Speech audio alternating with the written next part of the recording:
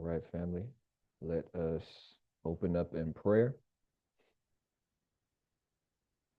In the name of Allah, the Beneficent, the Merciful, all praise is due to Allah, the Lord of the worlds, the Beneficent, the Merciful, Master of the Day of Judgment in which we now live. Thee alone do we serve, Thee alone do we beseech for help.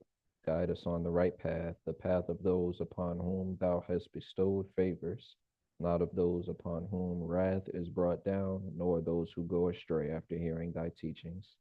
Ameen.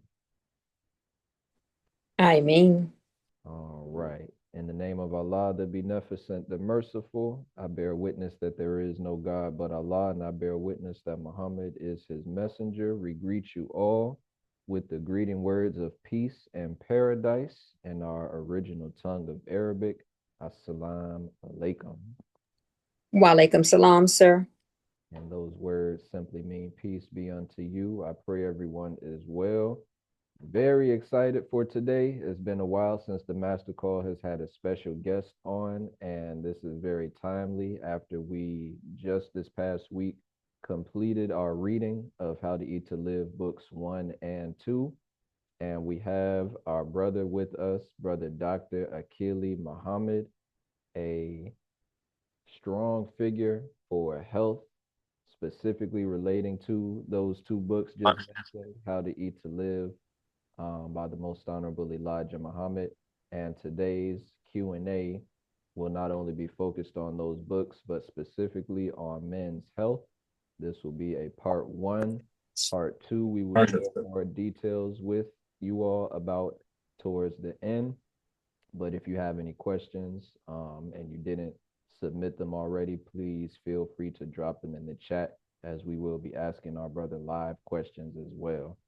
So before we get started, first of all, welcome, Brother Dr. Akili. Thank you for sharing time and space with us. Very excited about this one. Just to have you on personally, because you know I have much love and respect for you, brother, and what you do and contribute to our nation as far as health is concerned, all of that.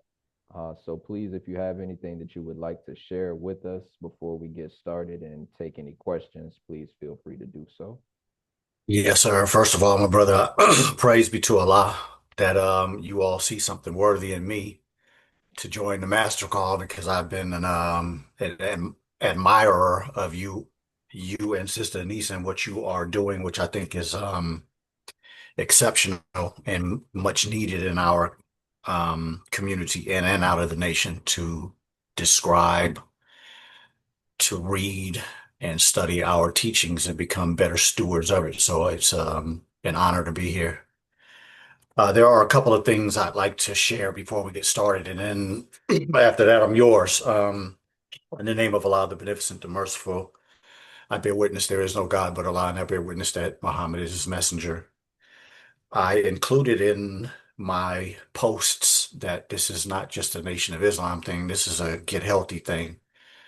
And so I want to just explain to anybody that may be here that's not a member of the Nation of Islam, that is the way I open up to ask the God that we serve to guide my heart, my mind, my mouth, and my delivery so that I may be pleasing to him and you as well, but firstly to him. And so there were just four things that I wanted to express before we get started. Number one, I am not a how to eat to live expert. And I do not like when people say that I'm Mr. How to Eat to Live, because that, if I were to repeat that or agree with that, then I think that would be arrogance. The Honorable Elijah Muhammad taught me through his books, and it revolutionized the way that I was practicing medicine. And so I could never take any credit for what I do because it wasn't until I read books 1 and 2 that my life got back to being an enjoyment of practicing medicine and having the pleasure in life. Because when you spend that many years to try to accomplish something and then find yourself being disenfranchised, I can speak for my journey. I was angry. And so I'm thankful, but I'm not anything other than you all. And we are students of a word I was trying to finish book two today. I'm almost there. I'm like page 160 something. But every time I read the book, it seems like Don Elijah Muhammad came and took it from my house and took it to the mother plane and put something else in it. That's how valuable and great these books are. It's just like scriptures in the Bible or Quran. Every time you read it, you get something new. So Brother Akili is not that. It's Allah that has guided me. Praise be to Allah. Number two, no matter how I answer or deliver this message, it's not meant to be critical or demeaning. We have a saying in the Nation of Islam that we speak truth regardless of the circumstances, but understand that Brother Dr. Akili isn't here to hurt anybody's feelings. So if what I say challenges you, then that might be somewhere that you need to work or reach out to me and we can clarify that. I'm not above that. But I think that each of us, as we go through a program like that, you have to gather information, challenge yourself, and then intricately look at your life and see what needs to be adjusted or what needs to be changed so that you can improve if you think the information that you're getting is worthy. There's no competition. So as we're having a discussion tonight, everybody should be looking at themselves, not comparing yourself. That's a problem that I see many times is that people are trying to compare themselves and using other people as a measuring tool, and it's just not a good thing to do. Look at yourself, check yourself, be honest with yourself, and then set up something realistic if you're looking to improve your health. Number three, I have been in this field, in the medical field, for 30 years. I have been under the tutelage of the Honorable Elijah Muhammad, Master Farad Muhammad, and How to Eat to Live, with the minister also improving my ability to practice medicine for the last 21 years. My foundation, my passion, and my energy is based on this foundation of How to Eat to Live. And so if I say anything that disagrees with something that you have heard, or something else that you've found on social media, something that you've read, that doesn't mean that we have to be disagreeable. It just means that there are different situations, different explanations. But I will be coming from what I've learned in How to Eat to Live. And, I will say that Dr. Sadie, Dr. Layla O. Africa, Dr. Alim Muhammad, and Queen Afua were all what I would say people that I considered mentors at one time in my career. But once I started to firmly supplant myself in How to Eat to Live, I looked at them as colleagues. I'm not saying anything negative. I don't have anything against them. All of them helped me and were people that made me know that I could stand on my 10 toes and move away from a system that didn't do me well, did some things good for me, but didn't do me well to totally be able to help my people. So I owe all of them honor and respect and love. But if you hear me say something that's different than them, that's because I'm solely leaning on How to Eat to Live, and it's not personal, and it's not a negative, and it's not disrespectful. It's just scientists do that. We challenge each other with different ideas, new ideas, and we challenge each other to be better. So even if you are a fan of Yaki Awakened or Dr. Bobby Price, I respect those brothers. But there are things that they say because many people send me their videos all the time. I pray that you all are sending my videos out too. But anyway, people send me videos and I listen to them. I think they're both brilliant. I think they're both doing a wonderful thing for our people. But as I said about the four that I just mentioned were my mentors at one time, and the two of them, where they differ with How to Eat to Live is where I differ with them. Respectfully, brotherly, but that's what I stand on. And I want that to be clear. And I want everybody to know that there's no animosity with any of these people. And then lastly, I believe it is rude and inconsiderate to not pay attention to the screen in a program like this. And so I'm going to ask Sister Anissa and Brother Demetrius to give me a pass today because everything that you ask me, and I don't know what you're going to ask me. I don't want to know what you're going to ask me until it was time for the show. But I may be looking in my How to Eat to Live to find pages for you to go and look at what the Honorable Elijah Muhammad says on these particular subject matters which again, I don't know. And so I'm asking if that would be okay, if you all would excuse me for Yes, what sir. I consider rude and inconsiderate, but I'm doing it for a purpose to make sure that you all have the foundation of everything that I will be responding with. So that's enough for me. I'm ready to get busy. And thank you all again for the opportunity and everybody that has joined. Yes, sir. All praise is due to Allah. And thank you as well from myself, Sister Anise, and the Master Call staff, from everybody who is for everybody who is joining, especially yourself. Again, Brother Dr. Akili, I just have to say before we ask you the first question, that was a excellent way for us to get this conversation started. And I Praise be wholeheartedly to Allah. agree with all the points that you made. That's something that we really have to um, come to agreement on at the end of the day when we have conversations like this about health, because there are a lot of different opinions, but it's not about whose opinion we like the most. It's about what That's we right. can put into application and Absolutely. get the truth from, you know. So, most honorable Elijah Muhammad did teach us to be scientists. You know, we have to test things and see what works best for our health at the end of the day, Yes, sir. and not just what we've grown fond of, or base it off personalities. So thank you for those words, brother. We'll get started with one question here. It's kind of a light one to get started with. So the question is, hang on, looking at the wrong place. I'm gonna be looking at my screen a little bit too, family. So, so pardon me, just like we pardon our Dr. Akili as we go through all these questions.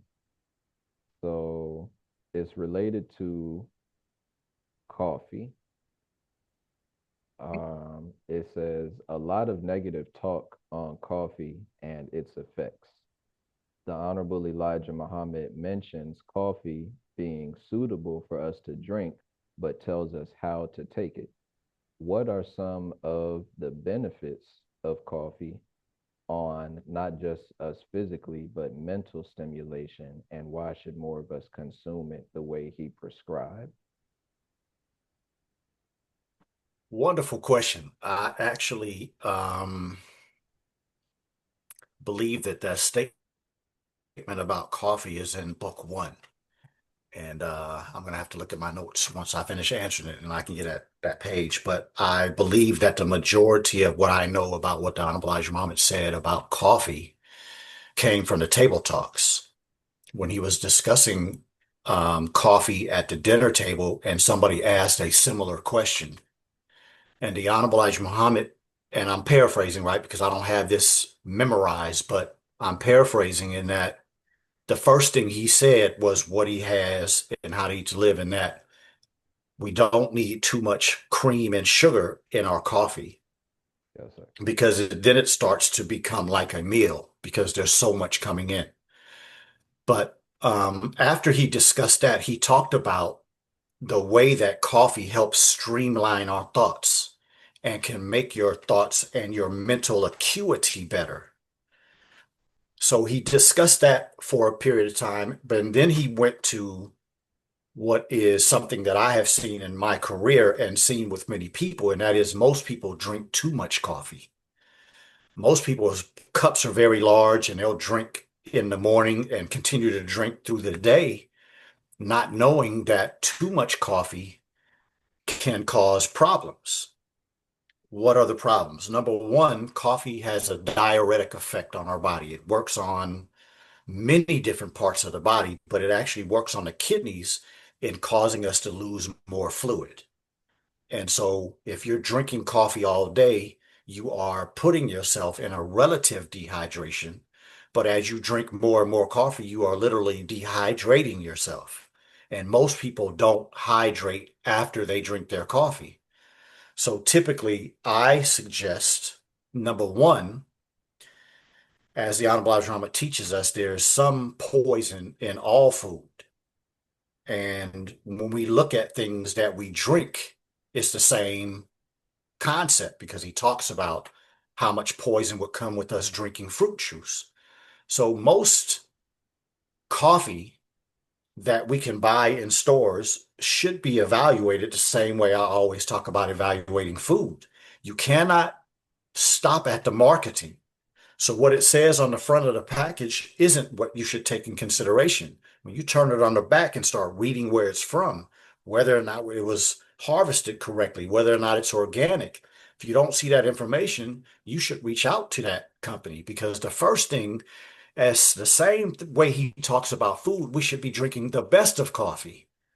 And then we'll have to let one of the sisters answer this question. I'm waiting to get the information from a sister, but I haven't gotten it yet. But I know the egg coffee, he talked about how that takes out some of the caffeine, but definitely takes out a lot of the bitterness and takes out some of the toxins. Well, not some, takes out most of the toxins when you do the coffee with the egg. And so if you're doing all those things and your coffee drinking is at a level that would be considerate for your height and your weight, of course, right? If you're having somebody like Shaq drinking coffee, it wouldn't be the same as somebody that's 5 foot tall and 100 pounds. So we all need to figure that out for ourselves. The same way I talk about figuring out how much water you should drink by looking at your urine throughout the day, depending on whether you're going to be out in hot environments versus in the house. And so you should do the same thing with coffee. If you drink coffee and your mouth starts to get dry a couple of hours later, that's your sign that your body is going into dehydration. And so if you're drinking multiple cups of coffee and you go to the bathroom and your urine is dark orange or real dark yellow, you are dehydrated. And there are negative effects that are occurring in your body as you look at what's coming out of you. And so those are the type of things where you evaluate how much coffee is correct for you and you're not overdoing it. And then my suggestion is always 2 hours after you take your last sip of coffee, you should be hydrating with some salt and water because that is going to put the nutrients back in as well as the water back into the cells and into the parts of the body that need it. So again, if you need specific information, reach out to me, but that would be my general answer to that question. Beautiful, beautiful.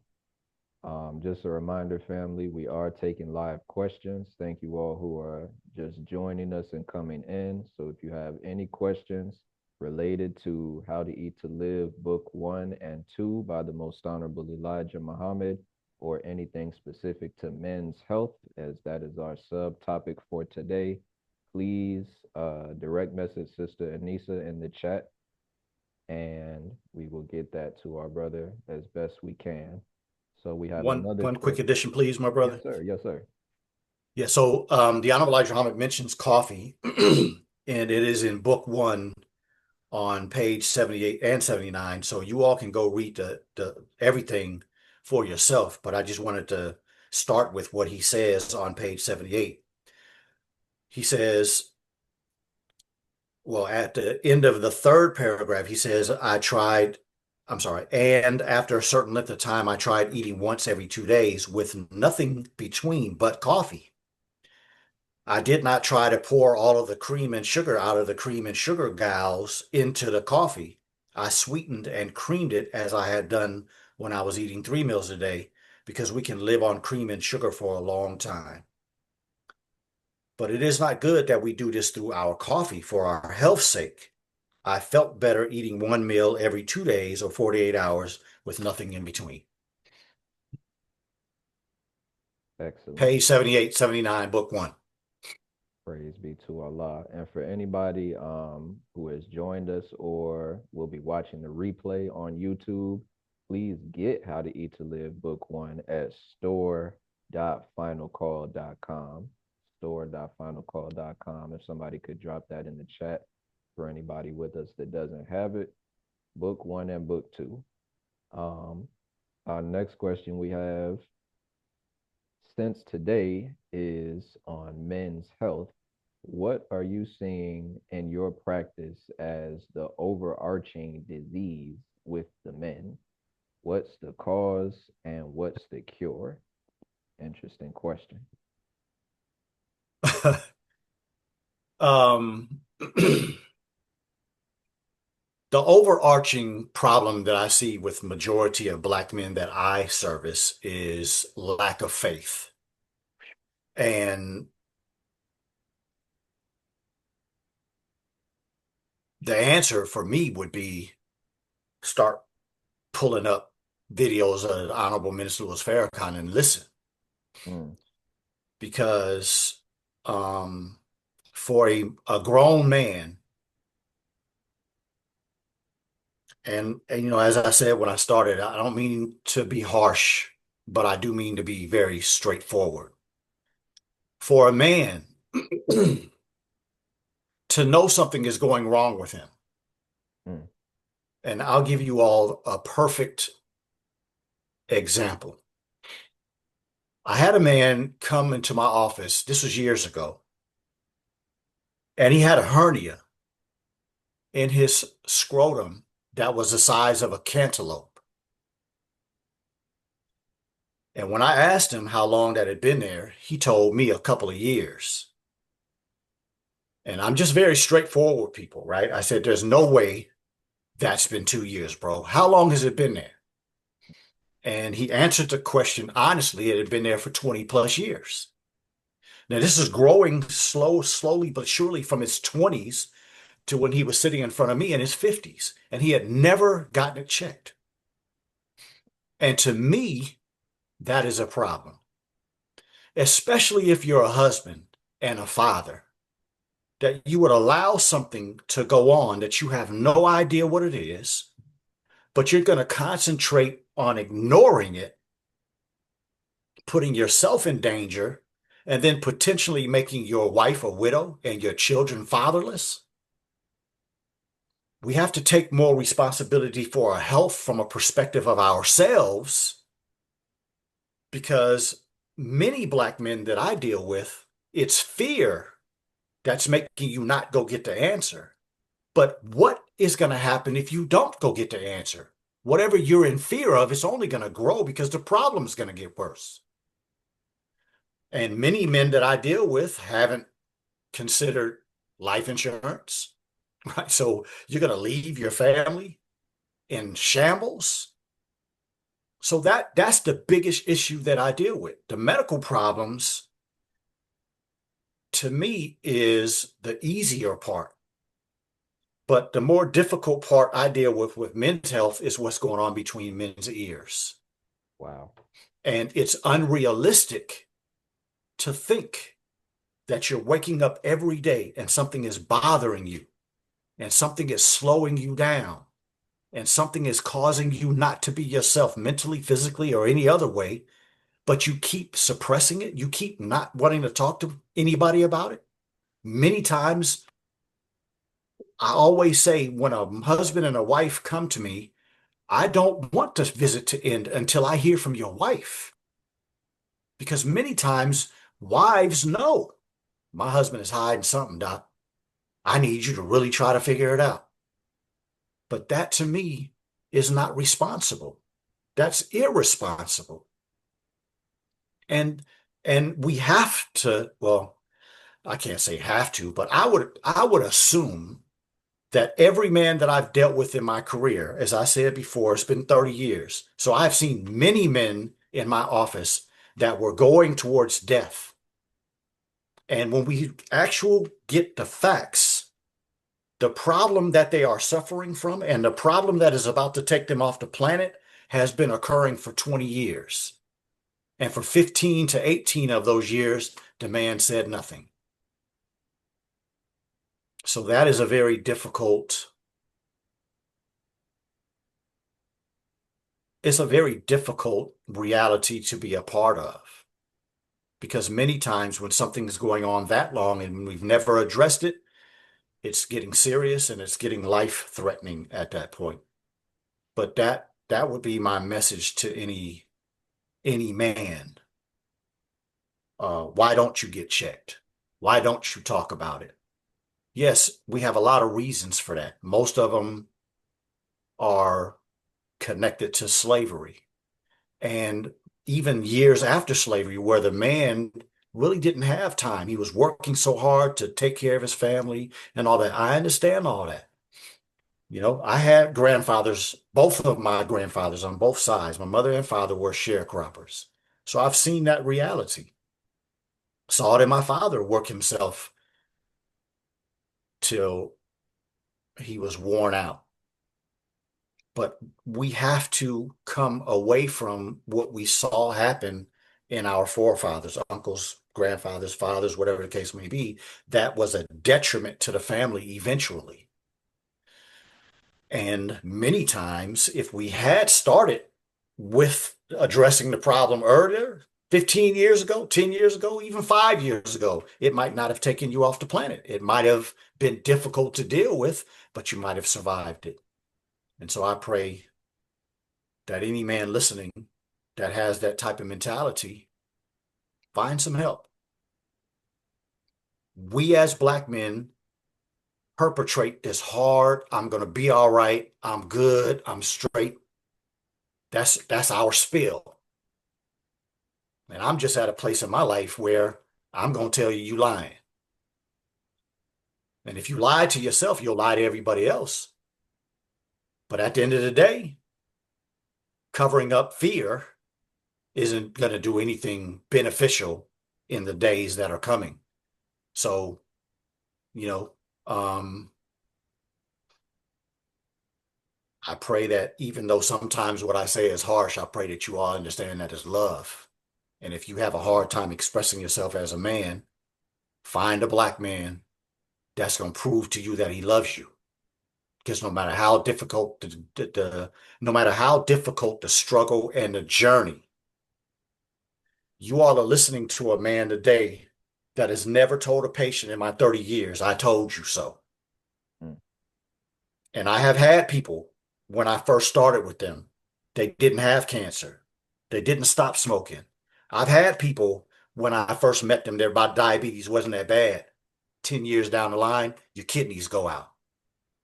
I've had people with many medical problems and saw them in their life because they didn't take care of it. And when they come back to me and it's almost over, I will never say I told you so. I'm going to stand next to you and do everything that I possibly can. But please, as black men, we have to start to realize that this world isn't going to change until we stand up and do what it takes to change it. Nobody's going to change this world but the black man being in the lead. And so we need you, black man. We want you. We desire you to be your best. And so if there are little things that are bothering you and you have this fear in the back of your mind every day as you go through your day, take some time and reach out to me. And maybe just with an explanation, maybe just a conversation can make you think that it's okay and we can get to work and solve the problem instead of you having in the back of your mind, when am I going to die? That's a horrible way to live. Pray I answered the question. Thoroughly, as only you could have, since that was coming from your perspective, brother. Praise be to Allah. That was a very layered answer. Beautiful, beautiful. Just a very brief intermission. I should have did this in the beginning, but I'm gonna do it before we take another question. Our dear sister Anissa, did you want to give the family the greetings? I didn't properly give you the opportunity to do that earlier. If you want to, sister. I know you said you was gonna be in the background today. I am in the background. Assalamu alaikum, family. Thank you all so much for joining. I'm thoroughly enjoying myself. If you have any questions, you can send them directly to me because I know a lot of questions may be sensitive and you may want to send them anonymously. And for me to be able to keep track of the questions. Can you please just send the questions directly to myself and I will send them to Brother Demetrius. That is all. Love you. Bye. Love you too, sister. Wa alaikum salam. For those who don't know, that is the mother of the master call, as we call her. She did start it. So, kind of like how you were talking about in the beginning, brother Dr. Akili, how you don't like being called Mr. How to Eat to Live. Sometimes people call me Mr. Master Call, and I reject it. Right. I Yes, just sir. work here. Um, so we do have more questions. And again, like she said, family, they all will remain anonymous. So please feel free to ask anything that can help somebody else out. Next question, it says, my question is about hydration. The Honorable Elijah Muhammad doesn't talk a lot about water, though he does mention both benefits and dangers, i.e., the enemy having access to our drinking water. What is the best way to ensure our bodies are absorbing the water that we consume, and are we properly hydrating? Excellent question. So, first we need to differentiate drinking water versus hydration. Those are two different things. If you all have seen me putting this bottle to my mouth and drinking some water, it's because I drank some coffee earlier today. So before the show started, I had my salt, and now I'm drinking water. The salt is natural salt from the earth. And I need to get that page for you all because the Honorable Elijah Muhammad does talk about natural salt. Um, and when you get natural salt, you get the benefit of the nutrients that Allah put in that salt. Many of us see different types, right? You see Celtic salt, you see Himalayan salt, sometimes you see Fiji salt, and you see Hawaiian salt. The color of the salt is only indicative of the color of the soil that the salt is coming from. What I have done over the years is continuing to watch the different evaluations of the different types of salt. And typically, Celtic and Himalayan are at the top of the charts when it comes to the number of different nutrients that are in that salt. So we have 118 elements on a periodic table. I saw something recently where a black woman, I think, she discovered a new one. So I guess we're gonna have to start saying 119, but we'll have to see if that's actual facts. And let me just divert for a quick minute, right? If you all have heard about these animals, right, leaving Yellowstone and going towards Utah, there's mixed information on whether that's true or not. So that's the only reason why I said that. You know, some stuff we're looking at on social media, some of it is true. Much of it is lies mixed with falsehood with a sprinkle of truth. And minimally, there's anything that you can truly hold on to that could benefit your life and improve your knowledge base. So on a periodic table with 118 elements, sometimes Celtic salt and Himalayan salt will have anywhere from 80 up to a little over 100 different nutrients. And the Honorable Elijah Muhammad mentions in book one, I have to find that page for you as well, where he talks about everything in the earth is in the body because the body is made up of the earth. So when we look at a periodic table, that is what is producing you. We don't need a lot of gold, right? Now, we're like bling bling around our neck, sometimes on our teeth, but we don't need a lot of gold in the body, right? We don't need a lot of silver in the body. We don't need a lot of arsenic in the body. We don't need a lot of aluminum, things of that nature, but we need a lot of salt. We need a lot of calcium, a lot of sodium, a lot of potassium. And so when we look at what the body is using every day and what the body is losing every day, especially those of us in the United States, if anybody's outside of the United States, as hot as it is, as it is now, many parts of the country, people are having heat strokes. And if you don't know how to correctly take care of your body, like I'm sure many of us have had a situation where you're out in the heat or you're doing something in the heat and you take off your shirt, take off your clothes, and it's drenched. Like a lot of times when we're out amongst our people doing our door to door, when I come home, everything is drenched. And so you put on the shirt, it felt light. And when you take it off, it's heavy because of that water. And if you let it dry and it's a dark shirt like the one I have on now, right? If I were to sweat in this and then let it dry, you would see the white streaks in it. Well, that's not just sodium. That's many different type of nutrients that we're losing through sweat. And sweat is important because that's not only cooling the body, but it's also relieving us of toxins, right? So some of those streaks are toxins, some of them are nutrients that we're losing. And so all of that has to be replaced. We replace a lot of it with food, but we also need to replace it as we are taking in our fluids. So when you're taking in water with salt or taking water with anything else, it's not considered water anymore. It should not be considered drinking water. You are drinking something that is hydrating the body. Why? Because there's water in it, but it's also nutrients. That gets into the cells a little more deep. That gets into the tissues a little more deep than just water by itself. Because just like we're watching these storms and these floods, water in the human body does the same thing in nature. It finds a way to flow. There's no work when you drink water. The body just absorbs it and it just goes where it's needed. But when you have hydration, the cells that are calling for that is asking for that, and it gets into the cells, into the tissues.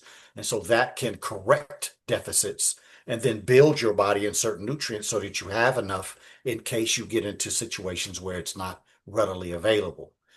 And so every person should evaluate yourself like I have done.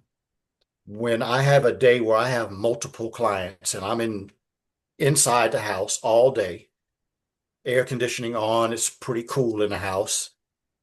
There are a certain number of bottles of water I need on that day.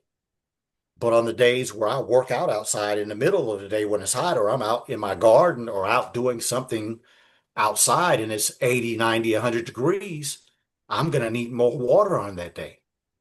My difference is when I'm in a cool environment all the day, I typically need about 4 bottles of water for the whole day. If I'm out working in the heat, exercising in the heat, doing activities in the heat, there's no telling how much it will take. But I know there are some times where I may get out, like working in the sun, like me and some of the brothers were doing on the mosque yesterday, and I had gone a couple of hours without water, and I also had coffee in the morning. I bent down to do something, and I stood back up, and I got lightheaded. That was my sign that I'm already dehydrated, and I should have already started to intake water. And so those are the type of experiments and kind of way that you have to pay attention to yourself.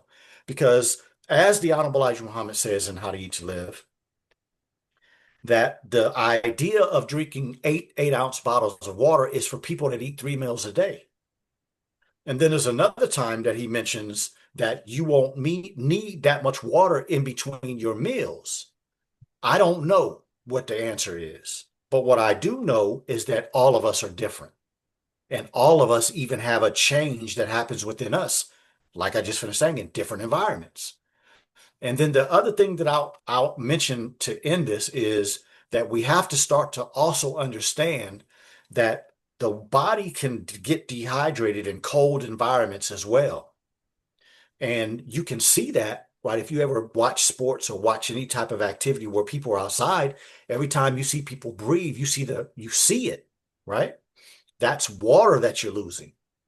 So we typically don't sweat a lot in cold environments unless you have a lot of layers on. But typically, you're losing water in cold environments too because it takes work to keep your body warm. Again, you're breathing out because cold air going into the lungs can cause problems. And so your body is using a lot of water to keep the lungs moist. And then you see it coming out in your breath. So that is the general answer because again, it takes interaction and personal knowledge about you in order to even make suggestions on what. But that's generally how I think you should start to evaluate yourself. And again, if you need any help from me, please let me know. Praise be to Allah. Please let us know in the comments, family, if you are enjoying what we have coming from our brother Dr. Akili thus far. I feel like all of these answers are going to be layered, like that one was as well. Yes, sir. Um, so another question, we're getting a good balance of questions here between how to eat to live and men's health questions. So keep them coming. while we have our brother on this Excuse me, next just a second, bro. Yes, sir. Let me say this page. This is book 1, page Okay. 22. In the second paragraph, the Honorable Elijah Muhammad says, and do not eat candies or fruits between meals. You are welcome to drink water, but I know you will not want too much water between meals since your stomach will not call for it. So that is what I am saying. I don't have the answer to that, right? How much water should we drink? Right. But again, if we pay attention to those things that I mentioned, you'll know when you need to start giving yourself some. Yes, sir. Great answer. Um, Next question. Prostate cancer or enlarged prostate is a big issue among men, particularly black men, for various reasons. What are some fruits and or vegetables or herbal teas that are key for good prostate health? Excellent question. First of all, let me say that what most of us base our understanding when it comes to prostate health is based on a lie. Of course, me being a black man, that was the subject matter I took up in order to graduate from my residency program. And I did research on all of the prostate studies that had been done in this country and abroad. This was in the late 90s that I did this research, and every single study was a lie. I don't want to bore you all going into details, but just trust me in that every study was a lie. And so when I went around the country doing my CME, which is continuing medical education, they would have these urologists on the stage talking about they were experts, right? I'm an expert in prostate health. I'm an expert in this, expert in that. I'm an expert in prostate cancer. So I would wait to the end of the show and go up and ask them questions. Hey, Doctor Such and Such. Hey, that study that they did up there in such and such school or such and such place. What did you think about that study? Oh, it's an excellent study. Well, how could it be an excellent study when they lost their funding in the middle of the study, changed the location, changed the people that were doing? That made the study null and void, didn't it? You're right.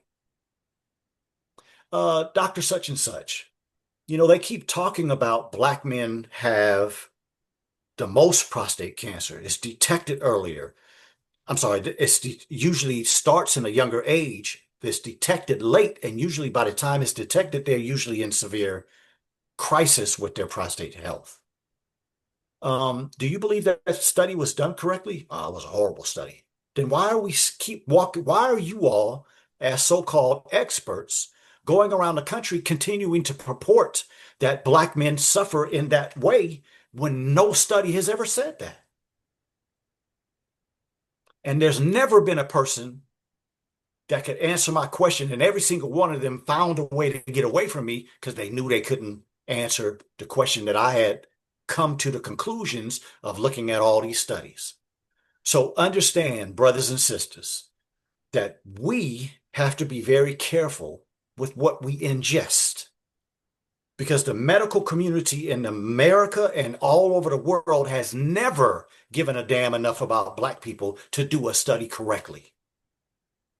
When it comes to Tay-Sachs disease, which affects Jewish people, when it comes to cystic fibrosis, which is mostly white people, they spend billions of dollars on these problems. Sickle cell, 4 million, 10 million. You heard what I said about cystic fibrosis and Tay-Sachs, billions of dollars. So there has never been a system in America where we get the truth.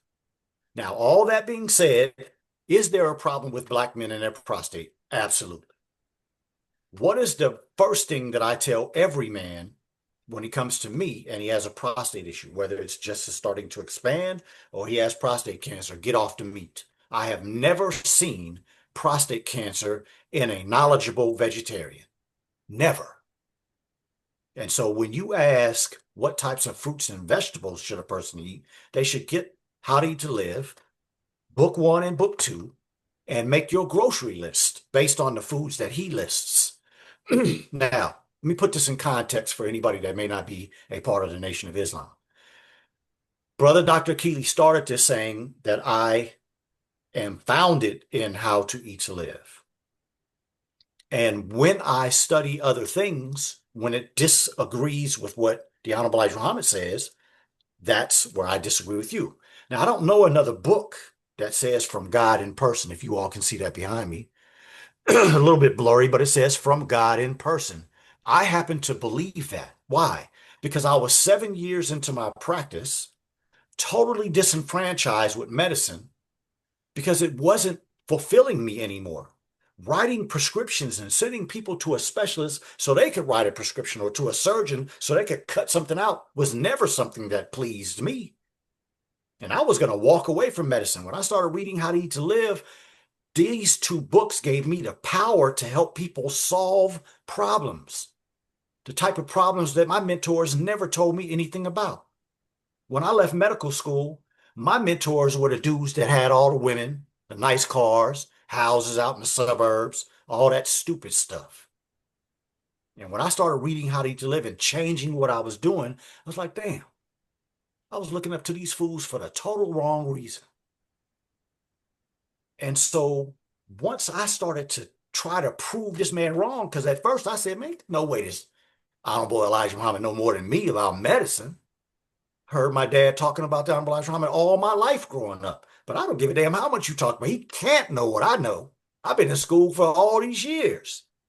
Failed that test real severely, right? Because everything that I tried to prove wrong in this book, I saw come true. Diabetes go away, high blood pressure go away, all type of ailments of the heart, as he says, go away.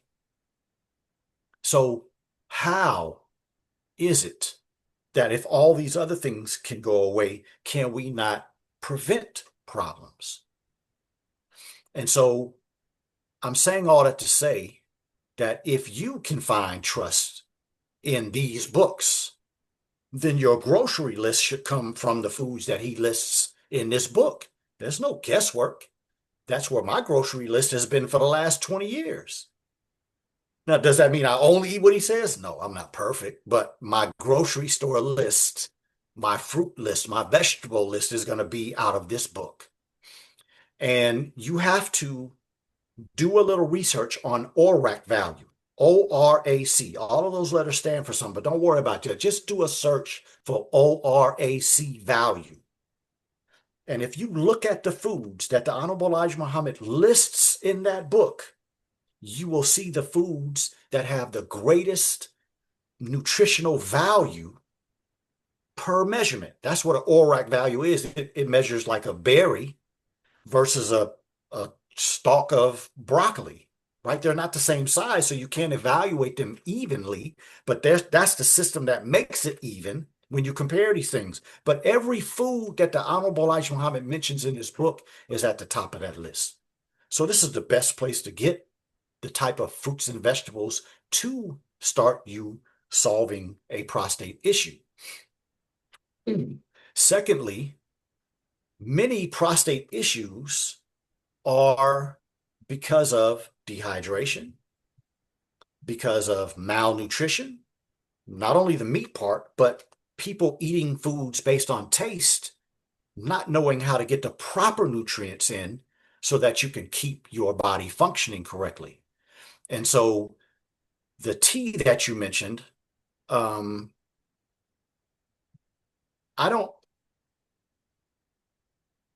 don't really consider tea as a bad thing.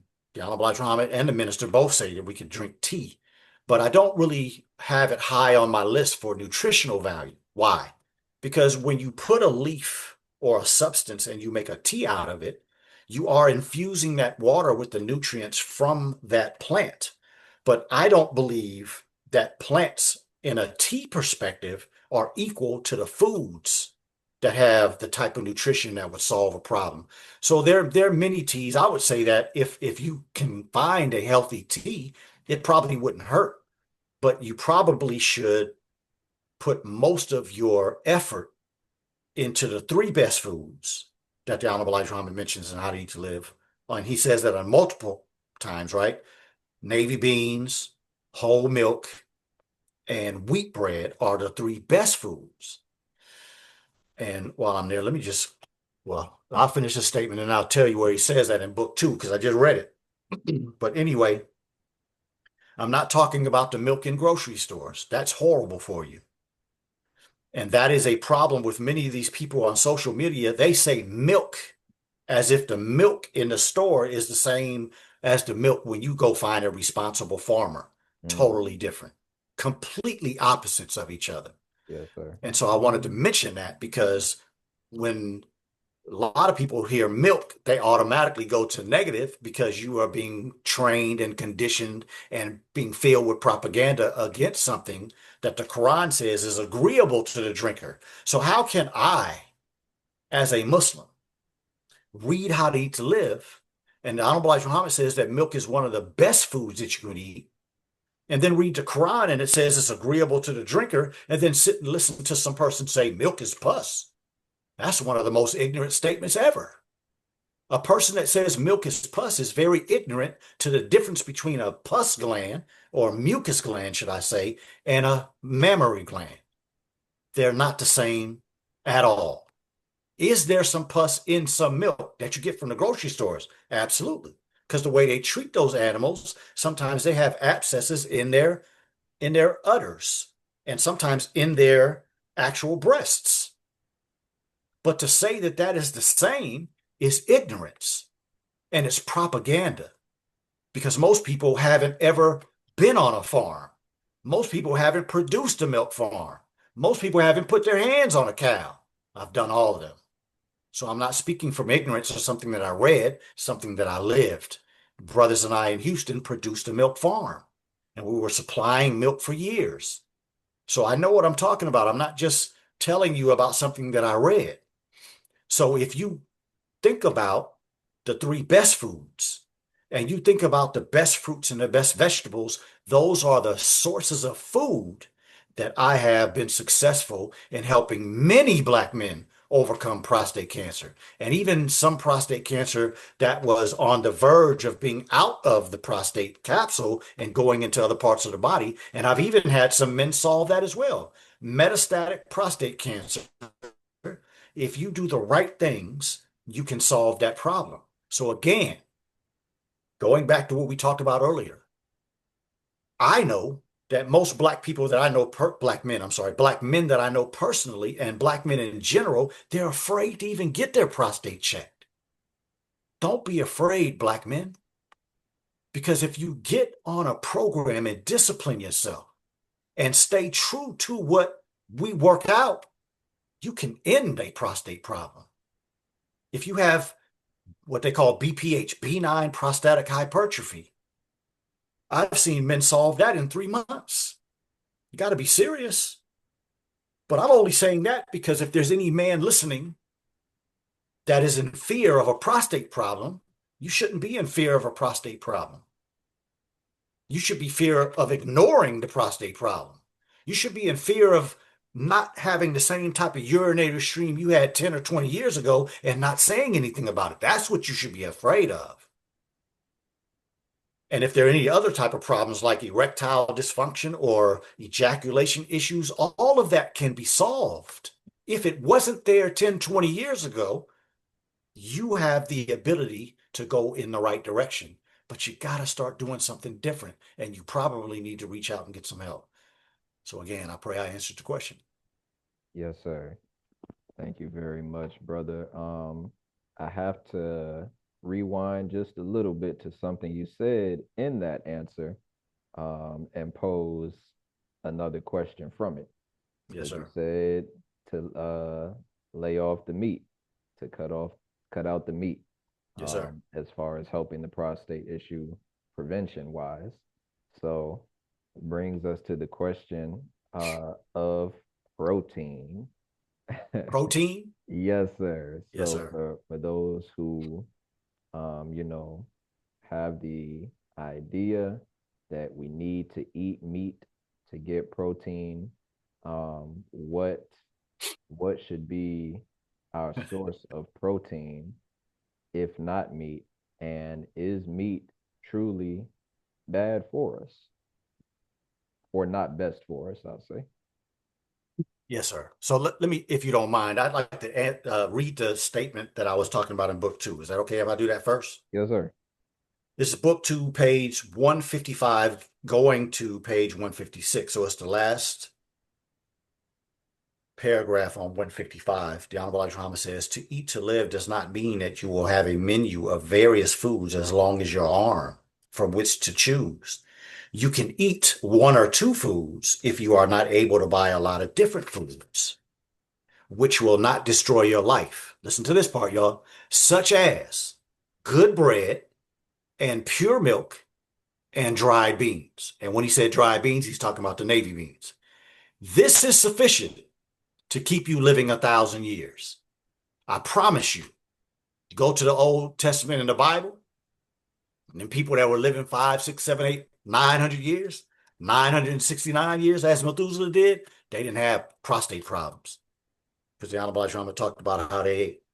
There is a statement in here that I'm going to have to get after I answer that question, where he actually specifically addresses that question on whether or not animal meat is good for us. So let me answer the question first, and then I'll find it.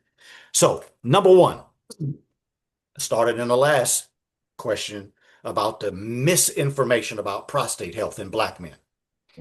I'm going to start this with the misinformation about protein. The whole idea that you need protein in a human body come from 2 sources. For whatever reason, you might have to do your own research, but for whatever reason that Black men weren't included in the skyscraper era of America. I don't know the specific answer. What I do know is that they had a lot of white men from Europe, especially the Irish, that had a philosophy that meat was the best source of energy for a person that worked hard. So that's one source of false information, because there was no study to prove it. People that worked in that type of industry didn't live long, especially back then. And so there was no actual fact to the statement. It was a cultural thing. Same way a lot of people look at a Muslim from the Arab world. And here is a man, got sunglasses on, tank top, shorts, flip-flops, and you look next to him and his wife is covered and the only thing you can see is her eyes. That's not Muslim culture. That's not Islam. That is Arab culture.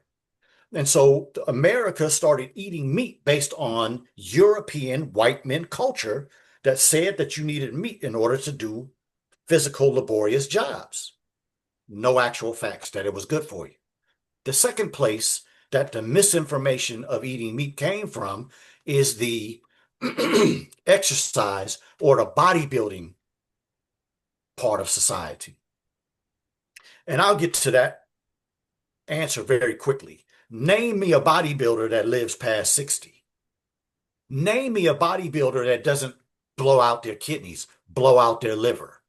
I don't know. I've taken care of some of them as patients. The destruction to their body is immeasurable, and it's usually damn near impossible to reverse because they did so much damage for so many years. And they were damaging their body, even though the outside was looking good, they were damaging themselves as young men. So 2 sources of where we get our information about protein is based in total untruths, mixed in with falsehood and sprinkled with truth, if there's any in it at all. So let's talk about the truth about protein in the human body. When you went through adolescence and you stopped growing, that was the limit of how much protein, as far as a muscle structure, was in your body. So typically they say a man stops growing around 21 and a woman around 19. I don't even necessarily know if that's accurate, but let's just use 20 as our conversation piece. If you as a man or a woman stop growing at 20, you never produce more muscle fibers. The only thing you do is make a muscle fiber big by working it and hydrating it, or it gets small, like some of you have seen in a person that has had a stroke or a person that's had an accident and now they're paralyzed, right? I have one of my best friends that had an accident and his left arm is paralyzed. He puts it in his pocket every day. And if he were to put both of his arms up, you can see one hasn't been worked and the other one might look kind of normal. So that's the only thing that we can do with a muscle fiber. You can make it bigger, which is atrophy. I'm sorry, you make it smaller, which is atrophy, or you make it hypertrophy, which is it getting bigger. And then what you do with protein from your diet is if you're doing something very strenuous, you're repairing the muscle, but you don't make new muscle fibers. Go listen to some of these people that are talking about building bodies and some of these trainers. You hear them say that over, you're going to build muscle. You can't. You repair muscle. Every time you use it, especially in strenuous activity, you repair your muscle fibers, but you do not make new muscle fibers. So the amount of protein that the typical person is told by a doctor, a trainer, or a bodybuilder is excessive, way over the amount that you need. You do not need meat at all to keep a body correct. You do not need meat at all in order to repair your muscles. The best source of protein is the three foods I just told you were the best. Navy beans, number one, whole milk, and wheat bread. Those are the best sources of protein that can help you solve any protein problem that you have in your body. So I think you all see how we have been completely misinformed when it Yes, comes to sir. how much protein is necessary and definitely how much protein and what the source is and how we should be getting it into the body. And lastly, I'll leave it with this. The largest animals on the planet Earth don't eat meat. So how is it possible that we need it in order to maintain muscle? Did I answer the question? Yes, sir. We'll certainly take that. Praise be to All Allah. praises due to Allah. Keep them coming, family. We'll probably stop the questions around 7:30. I wanted to do this real quick because you were trying to show them the picture and your background of how to eat to live. So I wanted to just throw it up there for the viewing audience. Can y'all see it? The Yes, book. sir. All praises due to Allah. So that's book one, as you can see, from God in person, Master Farad Muhammad by Elijah Muhammad, Messenger of Allah. That is book. Yes, we can see it.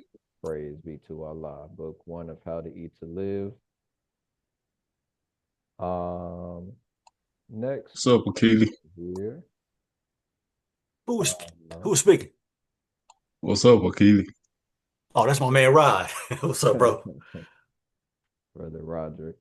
Praise be to Allah. Appreciate you coming on, bro. Next question we have here is I exercise at least 3 times per week, doing a lot of cardio exercises, and I sweat heavily immediately. I mean, drenching from my face and body a lot. Is heavy sweating normal or a sign of problems?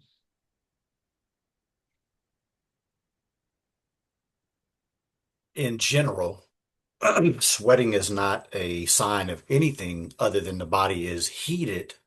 It is heating up and the body is trying to cool itself. That's the purpose of sweating initially. So if we talk about a person having medical problems, or for instance, topic we were discussing a little while ago, and that's drinking coffee, right? So if a person, let's say a person has gotten up out of the bed in the morning and they were well hydrated, right? Go to the bathroom, urinate, got quite a bit of urine that you make in the morning. light yellow, maybe a little darker because you were cleaning the body through the night. But if you have done the type of experimentation to know when your body is hydrated well, and you look in the toilet and you say, okay, yeah, I think I'm pretty well hydrated after last night. And then you drink some coffee and it has the diuretic effect that I talked about earlier on the kidneys. And then you go outside and start doing something in high heat versus if you didn't drink the coffee and you went out in high heat, you're going to sweat in both instances. If you're well hydrated, you're going to start getting signs that I need to drink some more water. Mouth might start getting a little drier than typical. You might start getting other signs, like I talked about earlier, about getting a little lightheaded. And those will be signs, okay, I went a little longer, I need some more water. The problem sometimes is if you're dehydrated, your body is getting heated up and getting to higher temperatures faster than if it's hydrated. It would make sense that that would happen, right? You're more dry, it's going to be hotter than if you're more hydrated. No difference than, going to some place like New Mexico, Arizona, California, in a desert area versus down here in the South where you got trees everywhere. Signs of more water, right? So if your body is well hydrated, your sweating is releasing toxins, keeping your body cool. And if you are dehydrated, that is also happening. But the problem can be that if a person hasn't done enough evaluation of yourself, excessive sweating sometimes can be a sign that your body is getting in trouble. There is different levels, right? So one would be considered heat stroke, and then sometimes you can have what they call heat. I'm forgetting the name right now, but I'll think of it in a minute. I got it in my phone. But when you are going from normal sweating and cooling your body down to going in the direction of getting in trouble, sometimes people are sweating excessively then. But then when your body is in a hot environment like that and you stop sweating, you're in danger. And so that is kind of the general answer. And again, if you have medical problems, if you have congestive heart failure, if you have diabetes, if you have high blood pressure, if you have liver issues, if you have kidney issues, that which I just laid out will get worse quicker because typically those type of medical problems have the human body in a relative dehydration all the time, unless that person is doing a lot of things to making sure that they're getting their body back to somewhat of a baseline. Did I answer the question? We're gonna say yes. Yes, Praise be to sir. Allah. Praise be to Allah. Next, I'll ask this one. This one is interesting, and relates to me as well, even though I didn't ask it. But what are the effects on men that are working a night shift may produce? Your brother happens to work overnights, so I'm curious to hear what he might have to say. Well, let me first say there's probably, if I remember correctly, somewhere around 12 to 15 different times in the Quran where it says that the night is for rest and the day is for, paraphrasing, for activity, for work. So in my research and my experience, the first thing that is difficult about working at night is that you are putting your body in the opposite reality of the way it's trained to function. We have, excuse me, what is called a circadian rhythm. And our circadian rhythm is connected to the rotation of the earth and sunshine. So for those of us who wake up every morning, which is going to be different if somebody's on the East Coast versus the West Coast, right? Or in another part of the world, you are being trained in that manner. So if you're waking up at 5 o'clock or 4:45 or 4:30 so that you can pray at 5 o'clock, that's what your body is accustomed to. And so your body is going to probably start making adjustments from a sleeping pattern to going in the direction of awakening pattern around an hour and a half, 2 hours before your typical wake cycle is. And so 4 o'clock or 4:30, typically I would get up somewhere between 4:45 and 5 o'clock. That's my regular routine in the morning. That's typically here in Macon, Georgia, about an hour and a half, hour, 40, 50 minutes before the sun comes up. So that's the rhythm that my body is in, is saying, okay, he's about to get up 4:45, 5 o'clock. So my body probably starts working towards getting in that direction around 3 in the morning. So if I started tomorrow and changed, and now I'm going to sleep, that's why when people start working the night shift at first, they usually have problems sleeping. But then when you get your body into a rhythm, your body is now starting to adjust itself and trying to flip itself around to being the opposite of what the Quran says, right? Now I'm going to work at night and I'm going to rest during the day. So that is a tug of war against the natural processes of the body. And so I have seen mental health issues in people like that, body deteriorating faster, problems with concentration, problems with more memory issues long term.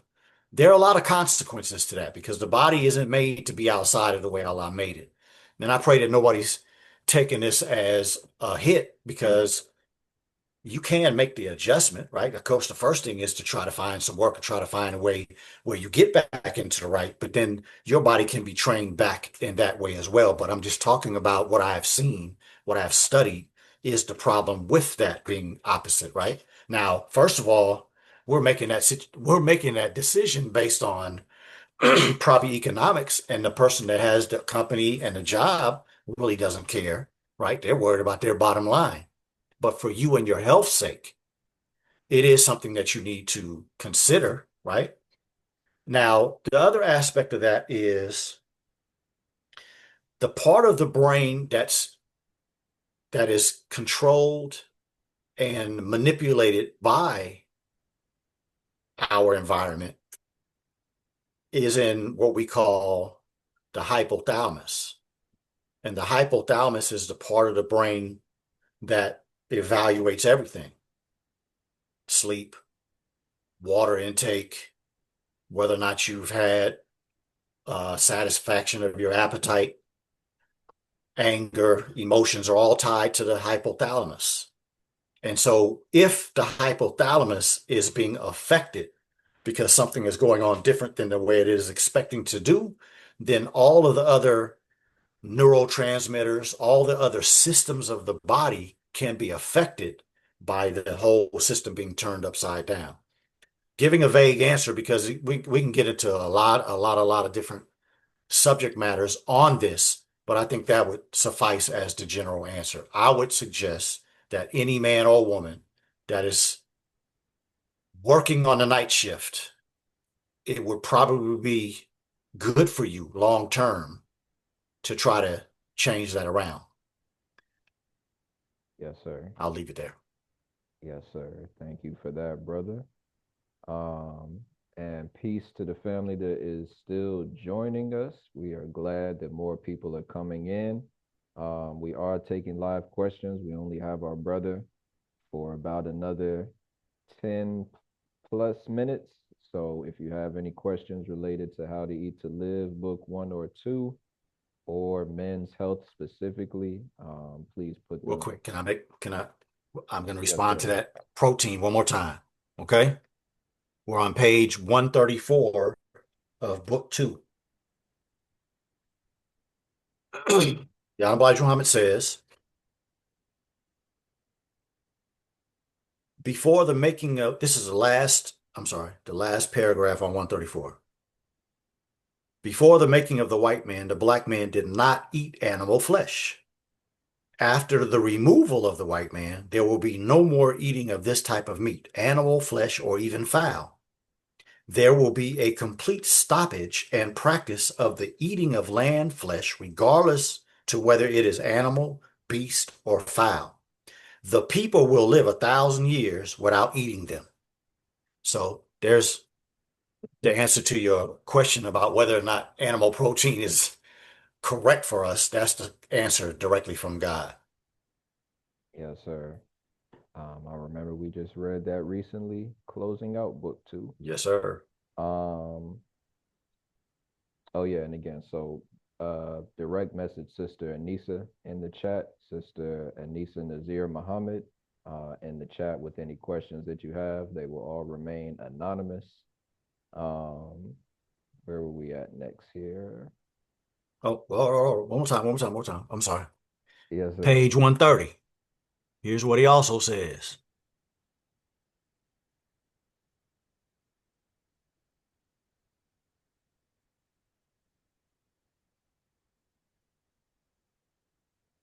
Okay, so this is the 1, 2, 3, 4, the 5th paragraph. In book 2.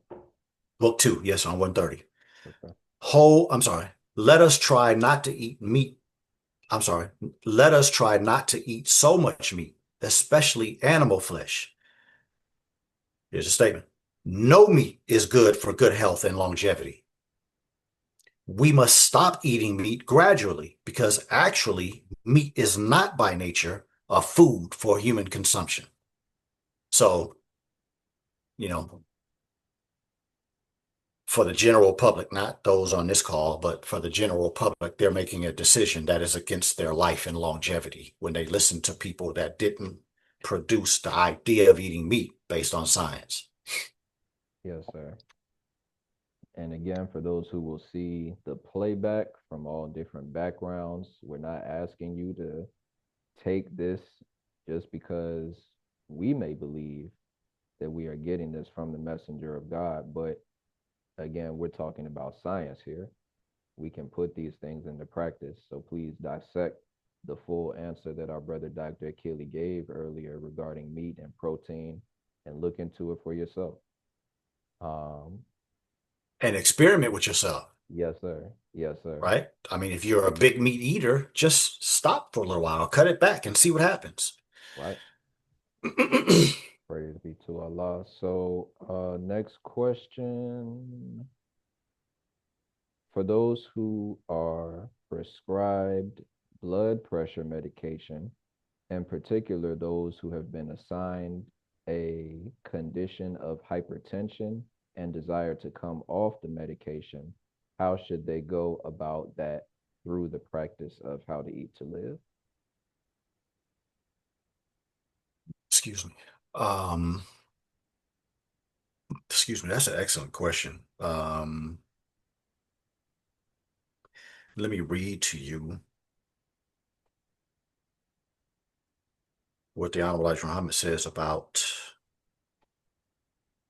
medical problems first, if you don't mind. Okay, so this is page 151 of book 2. And by the way, brothers and sisters, those of you who are experienced with how to eat to live or not, if you say page 120 and above, automatically in book 2, right? Just a little joke for those. Yes, sir. Book 1 only has 119 pages is the point that I'm making. So we're on 151 in book 2. And the Honorable Elijah Muhammad says,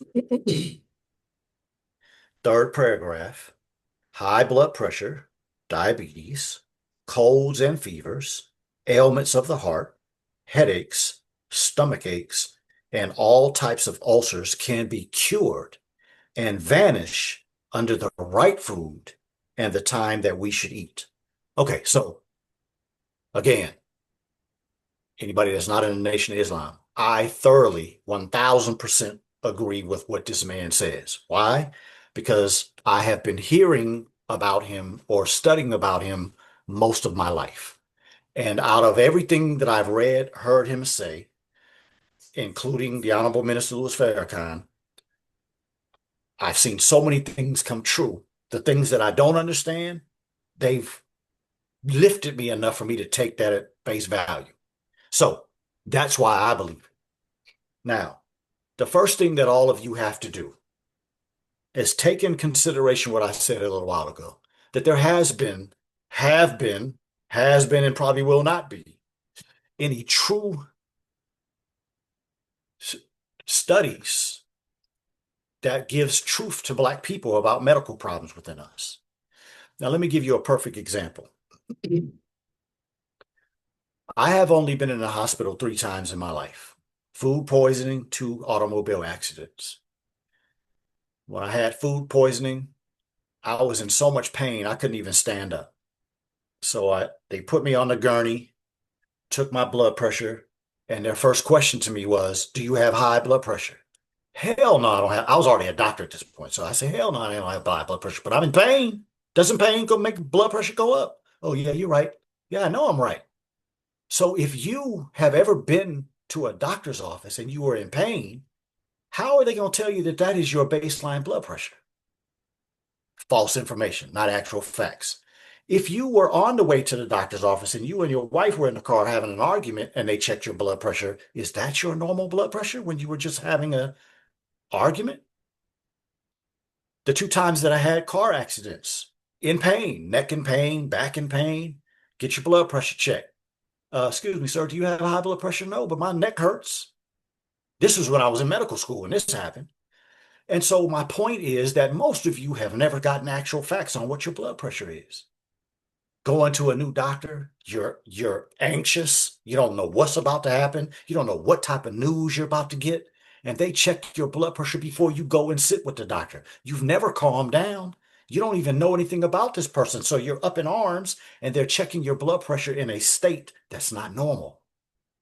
So the first thing we have to do is take control of our health.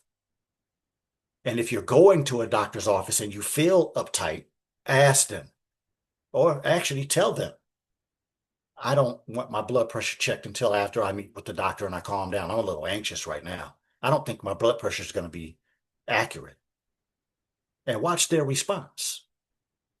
But take control of your health, because what I'm telling you, the best blood pressure and the best way to check your blood pressure is not when you're in pain, not when you're concerned about your blood pressure, not when you're in an anxious environment, not when you're in an environment where you're meeting something new and you really are in fear of what is about to happen, or in a situation that's got you in pain or riled up or changed from normal. Those are all abnormal situations.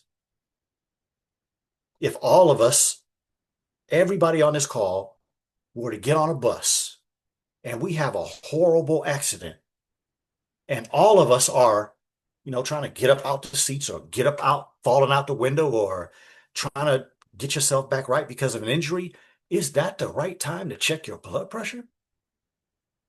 I think all of us would come to the conclusion that that's probably not even close to the right time. But if we're sitting and we're calm, if we're sitting feeling good, if we just have had a good experience with somebody in a medical facility or a good experience with the doctor, that's a good time to check your blood pressure. So first of all, be in control and allow your blood pressure to be checked when you know you're in the most calm or the most comfortable position and state of mind that you can be in. Otherwise, don't let anybody tell you you have high blood pressure when the only time your blood pressure is being checked is when you're going crazy. Number one. Number two, understand that every blood pressure medication is a blocker, an anti, or an inhibitor. Beta blockers, alpha blockers, calcium channel blockers, most common in Black people, diuretics. And so if you're going to a doctor for a medical problem, and let me put this in context, right? Because many of us are doing so many things that are wrong. You should start working on what you know you need to do and you tell yourself you should be doing before you go and accept medications. And then if you go and your blood pressure is what somebody says is stroke, you need to do what you need to do to get yourself back to a level place or somewhere in balance before you start thinking about what I'm going to stop doing or what I'm not going to do. So the key is understanding that every medication is an anti-blocker or an inhibitor of something that Allah produced in your body. And anytime you go against what Allah has produced in your body, there are consequences. That's why when you look at your blood pressure medicine and you look at when it says MOA, mechanism of action, there's going to be a short paragraph. And then when it gets to side effects, it's about 4 or 5 pages. So this medication is going to eventually cause some problems, potentially another medical problem that they'll be treating with another medication. So the key most of the time when I deal with anybody that has been diagnosed with high blood pressure is to explain what I just explained so you can come out of that fear factor that, oh, something's going to happen. I might blow out my kidneys. I might have a stroke. Yeah, you might not if you start doing some things that make sense. Firstly, most people that have high blood pressure are dehydrated. Secondly, most people that I deal with that have high blood pressure, true high blood pressure, they're using fake salt. You're using bleached salt, the girl with the umbrella, which is the worst thing you can put in your body when it comes to salt. You Yes, have to sir. immediately switch to natural salt. And then again, the right type of salt with hydration, it's automatically going to start bringing your blood pressure down. And if you need any more information past that, you need to reach out to me. I'm just answering the question general. High blood pressure is a dangerous thing. And so I'm not trying to diagnose anybody or give anybody any treatments. I'm talking about a mind frame that will have you start going in the right direction so that you can get to the solution rather than being out of control for the rest of your life and die still taking blood pressure medication. Pray I answered the Ooh, question. yes, sir. It is 7:30, so if the time permits for you, brother Dr. Akili, I'm just gonna ask one more question. Um, May which may I read yes, something sir. real quick, please? Go right ahead. We're loving these inserts of how you should live Yes, sir. between the answers. Yeah, I told you all I was going to do my best to give you what the Honorable Elijah Muhammad says so that you know why Brother Keeley thinks the way he does, right? Here Yes, sir. is the Honorable Elijah Muhammad on page 155. So you know we automatically in book 2, right? Yes, sir. Our third paragraph, our enemies have resorted to drugs to prolong life due to the fact that they do not want to accept the right way of God to prolong life over their commercial desire. Do you think doctors and drug scientists who go out and look up chemicals for drugs to sell you want you to live without their profession by which they are making their living? I should say not. Mm. To live without sickness is a very simple thing to do. Stop using the thing that makes us sick. We have been made so greedy, it seems almost impossible for us to I'm sorry, impossible for us to eat right and live a long life. But it is easy when you begin it. Get your book. Please get your book. And if you have it and it's dusty, open it up. Yes, sir. Um, yes, sir. Last question here for today. Thank you all again for your time, family. As we wind down, can you uh can you break down cholesterol and how it works in your body, especially when one's cholesterol is high? Currently dealing with a broad line high cholesterol and LDL. Not sure what that stands for. How to lower it. Yes, sir. Short answer is follow how to eat to live. Longer answer is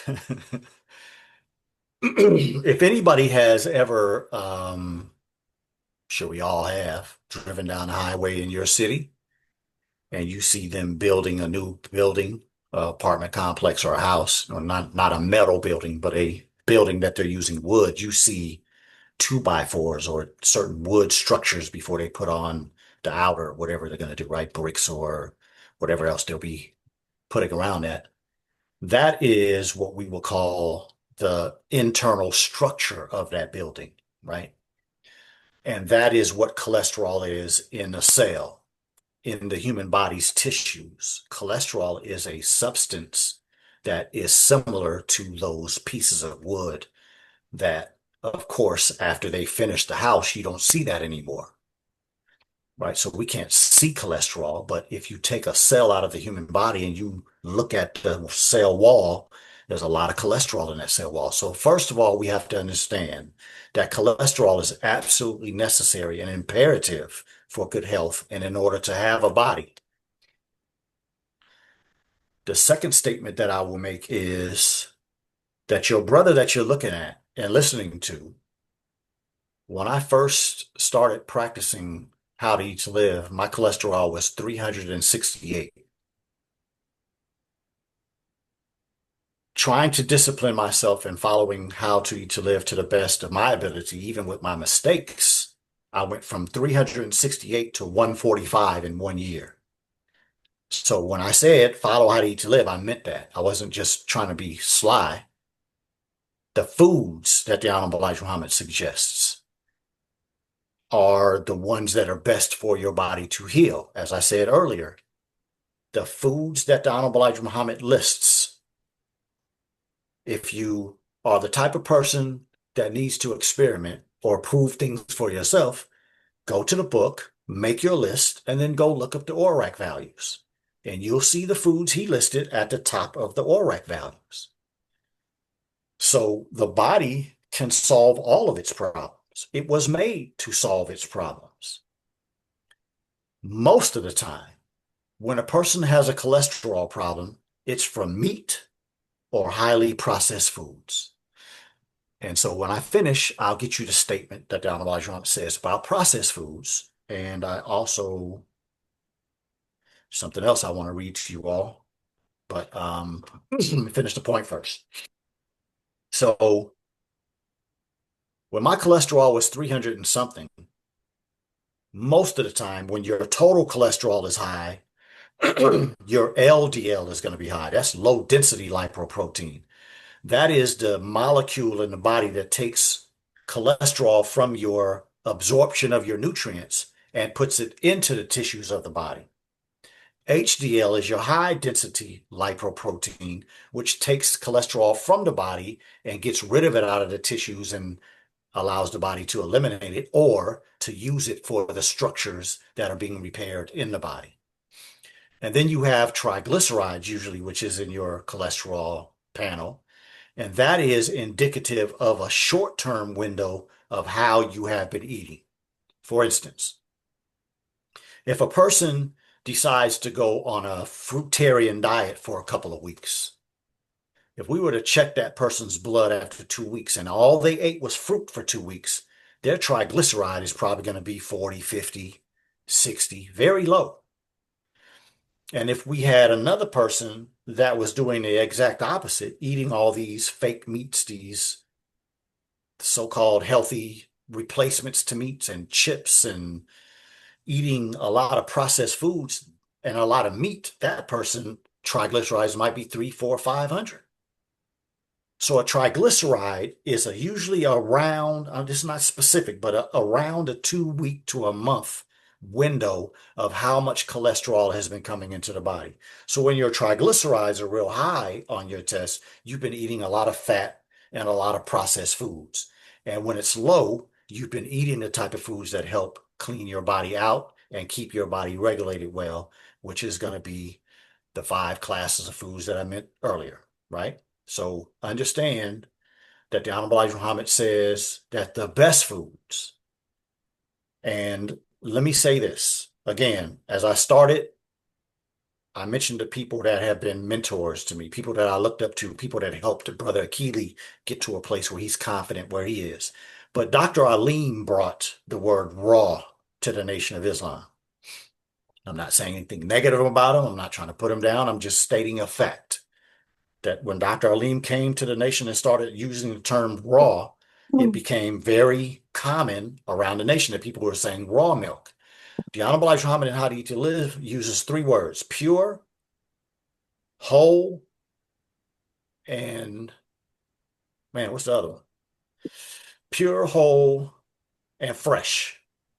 Those are the three words he uses for the right type of milk that you have to go to a farm, ask questions, and make sure that the aroma of the farm is correct and you see the animals out there grazing and not housed in a place where they can barely move, right? So when you get that type of milk, pure, fresh, whole, that's the terminology I use because I'm coming out of How to Eat to Live. Again, nothing negative, not shade on Dr. Aleem, anything. I'm just going back to the words that the Honorable Elijah Muhammad used. So whole wheat bread, pure milk, navy beans, and if you add the vegetables that he lists in this book, and you add the fruits that he lists in his book, you can't have a cholesterol problem. Cholesterol is usually going to come, in my experience, again, 30 years. Most of the time, it's animal meat. Secondly, it's processed foods. And when I say processed foods, I'm talking about the boxes, the packages, the containers in a grocery store, right? So if you're eating food from a co-op or you're eating food directly from a farm, very unlikely that you'll have a cholesterol problem. Now, I have had people in my experience that overdo a good thing and can increase their cholesterol, but that's because John Marjorama says that in the book too. I'll have to find the page, but he says you can do too much of a good thing. I've seen people overdo milk. I've seen people overdo how much butter they put on their bread. I've seen people overdo how much oil they put on their salads, right? Olive oil is supposed to be good. This person was trying to lose weight. This person was trying to change from a meat eating diet to one more vegetables, but they were still violating this book because the Honorable Elijah Muhammad says that we shouldn't make meals of salads. We should eat salads with cooked food. This person that I'm talking about specifically was eating salads every day. She was eating 2 meals a day, lunch and dinner, salads every day. And after about a month or two, and we couldn't figure out what the problem was, I just said, okay, let me ask you what you're eating. And she was going through one tall bottle of olive oil per week. And when we cut that way back, her cholesterol came down. So my point is, and it was olive oil. The Honorable Elijah Muhammad says we can do olive oil, right? So the right food, but too much of it. Yes, sir. Make sense? So if we are doing the right type of foods and we have a cholesterol problem, you're probably overdoing something. But cholesterol is a needed thing. And most of the time, we already know that the type of foods that we're eating is associated with our cholesterol. Most of the time, we know. So I pray I answered the question. Yes, sir. Brother Dr. Akili, we very much respect and value your time, so feel free to shut this down. I just want to know if you have time for one more question. Yes, I do. Okay. I got you all on my calendar for today and nothing afterwards, so we can do one more. Yes, sir. Praise be to Allah. I just felt like since this is men's health for this part one, we would be Yes. doing a disservice not to ask this question about testosterone. We are familiar that testosterone is under attack today. Yes. So what are some things that are damaging our testosterone, and how can we maintain a healthy level of testosterone? Excellent question. If you all don't mind, I want to preface this statement with this, right? This is Men's Health Day. When men, especially Black men, approach me to help them with their health or their healing journey, so of course, healing means that you have something wrong and you're trying to solve it. Health is that you are in pretty good health or in good health and you want to maintain it. When men approach me, there are two categories that I'll have to put that man in, depending on his questionnaire, depending on his answers when I ask him certain questions as I'm getting to know him. If a man were to approach me, and because How to Eat to Live is my foundation, I'll just use that as an example. I am not saying that I don't see healthy men that do something different than How to Eat to Live. I do see some very healthy men that aren't following How to Eat to Live, but what they are following has a lot of similarities with How to Eat to Live. But the point that I'm getting to is that when I'm getting to know you, if you are already doing a lot of good things and your health is pretty good, there's a certain approach I will take with you as far as how we screen, what we look for, what kind of blood work we do. What do we start asking about things that you've dealt with and what you may have to deal with based on your age? Well, There's two different ways to deal with that. If you're doing a lot of good things, you don't need everything from the medical society that is all about money. But also understand at the same time that I say that, most of the screening things, screening means that I'm going to check something to try to see where you are in a certain aspect of your body, whether you are going in the direction of disease or whether you're in a good place. That's what we mean by screening, right? So the General Medical Society, most of their screening is because most men are in bad health. So we need to do a certain type of test on your prostate, certain type of test on your cholesterol. We want to check your blood pressure. We want to check your heart rate. We want to check, what does your heart sound like specifically? How does it feel when I touch on your chest? What does your muscle structure look like? Right? Vision tests, hearing, all these different tests that we do is based on what they generally see wrong in men. There are certain tests that I will never take because I know there's not a problem there because of my lifestyle. But for men that aren't taking care of themselves, you don't have that luxury. And so when you come to me, that's how I do it. What's your lifestyle like? Are you a meat eater? Do you exercise? Do you get enough sunshine? Do you drink enough water? Are you a meat, potato, and bread eater? Do you get enough rest? These are general questions that I always ask. And so as I'm putting my mind around who you are from a health perspective depends on what I will offer you as screening. So I wanted to say that in general to Black men because we have to get, as a general rule, Black men have to get more serious about our health. We have to take our health as serious as you want that house to look nice and your car to be shiny and clean on the weekends and the way you dress. Because most Black men, and I mean high percentage of most, probably 80% of men that I have taken care of in my life spend more time on their lawns, their jewelry, their clothes, their the furniture in their house and their car. They spend more time on that than they ever have done to read something about your health or watch a video about your health or ask a question about your health. We have to get more serious. And we have to suggest that all the men that are in our life as our friends, fathers, uncles, family members, start talking. You bring up these conversations. If it's serious to you, make them talk about it. Make them answer the questions.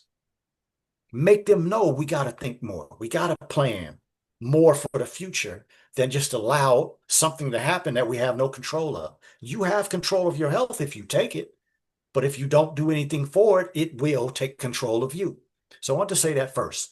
The answer to the question is, I'm sorry. Remind me of the question. What is damaging our testosterone as men, Yes. and what are some practices or things that can help us have a healthy level of testosterone? Well, let me say that the first reason why there is such a problem with testosterone in men is because of the hormonal attack on people, mostly Black people. When you look at, excuse me, let me take it away from you. When I do research on the type of additives in food, the type of chemicals in deodorants and soaps and lotions and shaving creams and hair stuff, we are being attacked in two places: the brain and the testicles. So many of the things that are in foods, in things that we use as personal care products, are either affecting our sperm or the systems that support that, or it may be attacking the neural substances that are transmitters, right? We call them neurotransmitters. There are substances that balance each other. When you feel good, this might be high. When you're anxious, this might be low. And so those type of ordinary, everyday things that our body goes through, when it's being attacked, when certain substances will decrease the effectiveness of you making those correctly and maintaining them. Quick sidebar, right? If you've ever taken an antidepressant or you know somebody who does, you hear statements like a serotonin uptake inhibitor, a dopamine uptake inhibitor. Again, we're taking medications that are interrupting the systems that God put in here to keep us balanced, to keep us being able to manage healthily.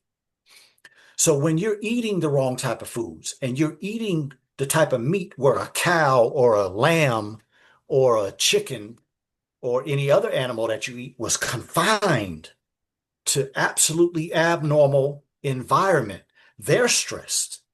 They're being pumped with antibiotics. They're being pumped with hormones. They're being given things to try to make them grow as fast as possible. And you're eating that. How could it not affect you? You are putting something on your body every day on the largest organ that you have. You take a shower, you use some type of soap. If you use something different on your hair, here's another set of chemicals. You get out the shower, you put on lotion, you shave, you put something on your face to shave.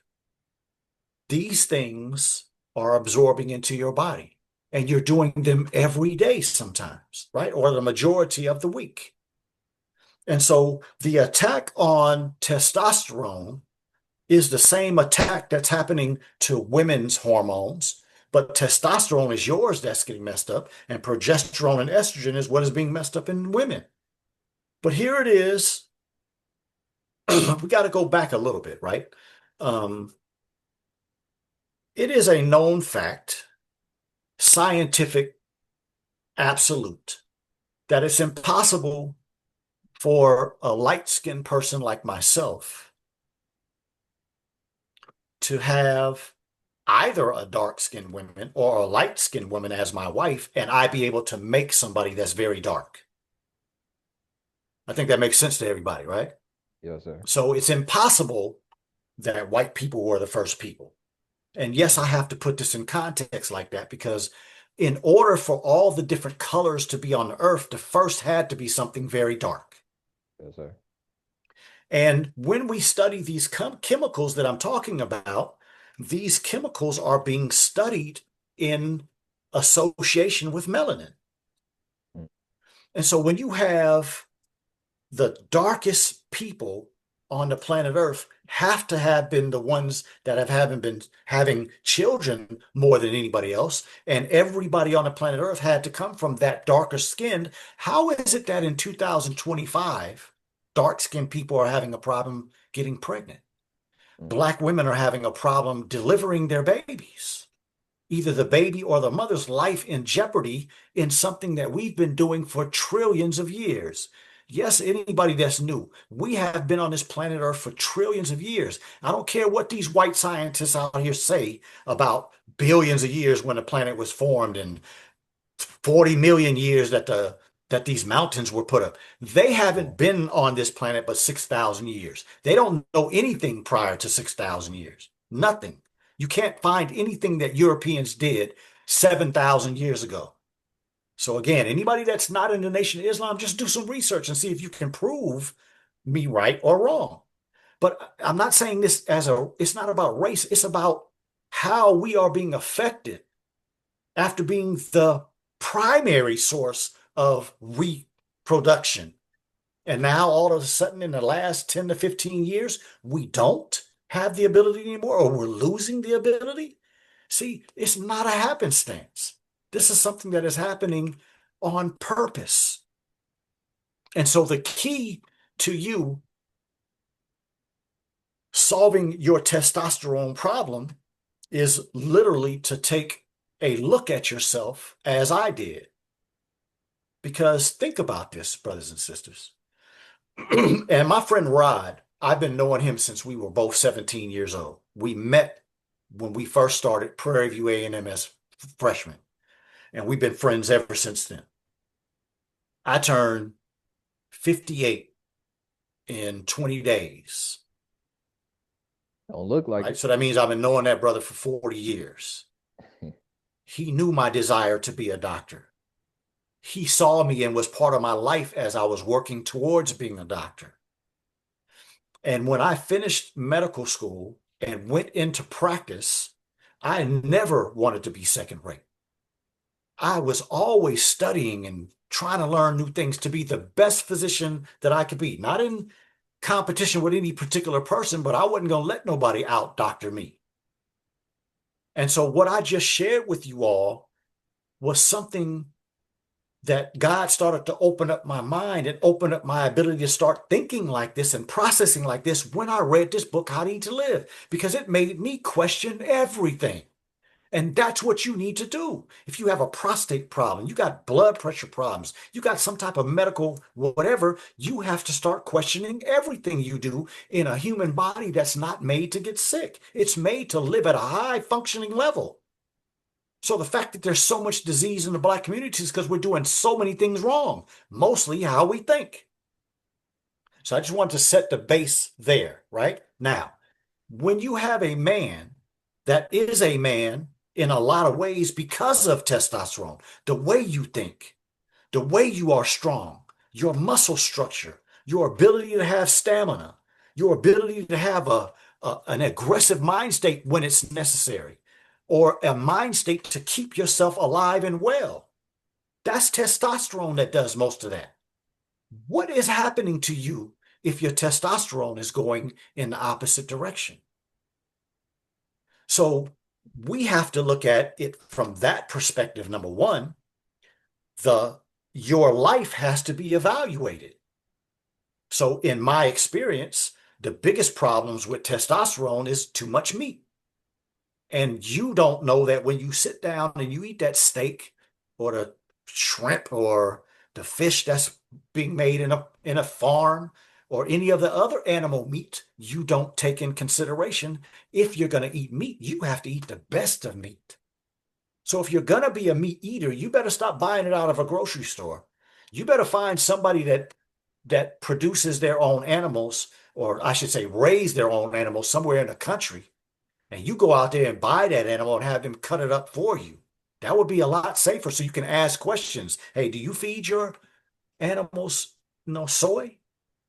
Do you shoot your animals with antibiotics? Do you shoot your animals with steroids? Oh, no, we don't do none of that. We raise them right here off the land. All they do is eat that grass that you see out there. They lick that salt block, and then there's their water thing. That's all they get. And maybe during the winter time, we may supplement them with wheatgrass or do this or do that. That probably is some of the best meat you could find. But in the grocery stores, you can't trust what they say. It's probably been about 15 to 20 years that what we have been told from the grocery stores, even for the ones that are supposed to be better, has been mostly lies. So anybody that has a testosterone problem, my first thing would be you have to either eliminate meat or greatly reduce it. The second thing that you have to do is evaluate everything that's going in and on your body on a regular basis. And then the third thing, get How to Eat to Live. Start reading it and start trying to apply to the best of your ability what's in that book. And just those three things that I just finished saying, you will see your entire body start going in the right direction. And to finish the story about me, that's what I did. I was using antiperspirants before I read How to Eat to Live. I wasn't very choicey when I went into the grocery store. I was eating a lot of chips back then, a lot of processed foods. I was a football junkie. I'm watching football all day Saturday, all day Sunday. Two family-sized bags of chips gone, whole rack of wings. That was my Sunday routine. Yes, sir. And when I read this book and I started asking myself, why did none of my mentors say anything about these things? And I started making changes. It was amazing. Just real quick, right? I always usually wear two t-shirts, right? Whatever the t-shirt is I'm wearing, I have a t-shirt under it. If I have a shirt like this on, I have a t-shirt under it. My underarms would be so yellow in my t-shirts that I couldn't even get the yellow out in the washing machine. Mm, My feet used to have a horrible odor. When I would work out, I mean, I had to take them clothes and throw them directly into the washing machine. They smelled so bad after I finished working out. Just by doing what I just told you. The first thing I did after reading How to Live, I decreased, and I actually cut out meat for about 2 weeks. Smell went away. The mm, yellow stopped happening. And then after that, a sister in Houston approached me and said, "Hey, did you know that you shouldn't be using antiperspirants?" I said, "What you mean?" She said, "I don't use antiperspirant. I'll be sweating up in here all day long." Because I had a two-story office at the time, and I used to run up and down the stairs. I used to get some of my activity during the day while I'm going down, checking people that couldn't come up the stairs, and then going up the stairs and down the stairs to do all the things I needed to do. And by changing that, I stopped having certain skin issues that were happening under my arm. So I'm saying that, yes, I went through this process too, brothers and sisters. The reason why I can go in depth on so many things that the Honorable Elijah Muhammad mentions, but he didn't go in depth in, is because this book changed my life. Because this book made me start evaluating things differently. So what I'm really doing is giving you the changes that I've made, the things I've seen, the experiences I've had by having this book in my life, like I said earlier, for 21 years. And we, in general, as Black men, need to assess everything that you are doing. And that way, you will have a clear picture of what those changes will afford you to do and what it will give back to you as good life. How to live was the key for me. And so I would always suggest that the first thing we should do is get a book that won't fail you. Praise be to Allah.